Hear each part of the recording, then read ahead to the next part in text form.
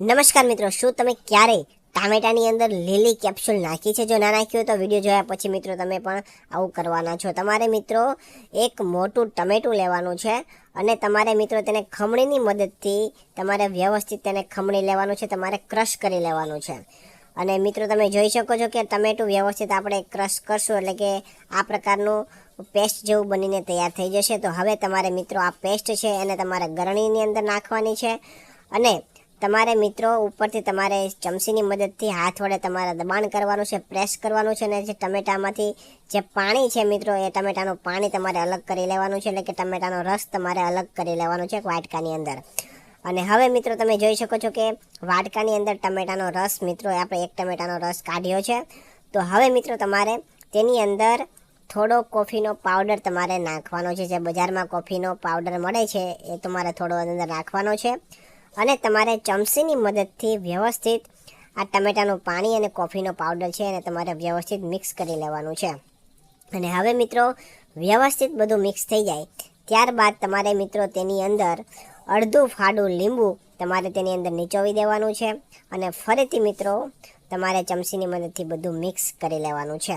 હવે મિત્રો તમારે શું કરવાનું છે, જે વિટામિન ઈની જે લીલા કલરની કેપ્સ્યુલ આવે છે જે મેડિકલમાંથી તમને આરામથી મળી જશે, આ વિટામિન ઈની તમારે કેપ્સ્યુલ એક લેવાની છે અને તમારે તેની અંદરનું જે કેપ્સ્યુલની અંદર જે લિક્વિડ હોય છે એ લિક્વિડ તમારે મિત્રો આની અંદર વાટકીની અંદર નાખી દેવાનું છે અને ફરીથી તમારે મિત્રો ચમચીની મદદથી બધું એક વ્યવસ્થિત તમારે મિક્સ કરી લેવાનું છે. હવે મિત્રો તમારે તેની અંદર આ 1 ચમચી જેટલું છેલ્લે તમારે એરંડિયાનું તેલ આવે એ તમારે 1 ચમચી જેટલું તેની અંદર નાખવાનું છે અને તમારે ફરીથી 2 થી 3 મિનિટ સુધી તમારે મિક્સ કરતું જવાનું છે. હવે મિત્રો આપણે વિડીયોની અંદર આગળ વધીએ એની પહેલાં તમારું નામ અને તમારા ગામનું નામ કોમેન્ટ કરીને જણાવી દો, જેથી કરીને અમે તમને સ્પેશિયલ થેન્ક્સ કહી શકીએ. તો લાસ્ટ વિડીયોનું સ્પેશિયલ થેન્ક્સ અરવિંદભાઈ પટેલને સુરત હજીરાથી, ભારતીબેન સંઘવીને અમદાવાદથી, માયાભાઈ ઠાકોરને ભરૂચથી, ભરત ઠાકોરને અંબાલા મહેસાણાથી, કાજલ મહેતાને આણંદથી, ગોવિંદભાઈ સપારાને બોટાદથી, રીમા સોરઠિયાને રાજકોટથી, ડિમ્પલ જાનીને મુંબઈથી, કનુ મિસ્ત્રીને વાસી ગામથી અને દિલીપભાઈ ડાભીને ગોબરજીની મૂવડીથી જાય છે. તો મિત્રો હવે વ્યવસ્થિત મિત્રો જે આ તેલ બનીને તૈયાર થયું છે તેનો ઉપયોગ જણાવું તો આ તેલથી મિત્રો તમારા વાળની અંદર તમારે માલિશ કરવાનું છે આ તેલ દ્વારા.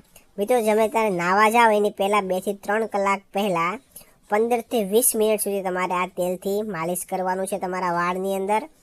જો તમારા વાળ સફેદ હશે તો એ કાળા થઈ જશે, તમારા વાળ મજબૂત થઈ જશે અને તમારા વાળ લાંબા પણ થઈ જશે. તમારે મિત્રો અઠવાડિયામાં 2 થી 3 વખત તમારે આ તેલથી માલિશ કરવાનું છે. તો મિત્રો ઘરે એકવાર અવશ્ય ટ્રાય કરજો, તમારા વાળની મોટાભાગની સમસ્યા દૂર થઈ જશે. જો તમને અમારો વિડીયો પસંદ આવ્યો હોય તો વિડીયોને લાઇક કરજો, શેર કરજો અને આવા જ નવા વિડીયો જોવા માટે અમારા ફેસબુક પેજને ફોલો કરી દેજો અને યુટ્યુબ ચેનલને પણ સબસ્ક્રાઈબ કરી દેજો. ધન્યવાદ.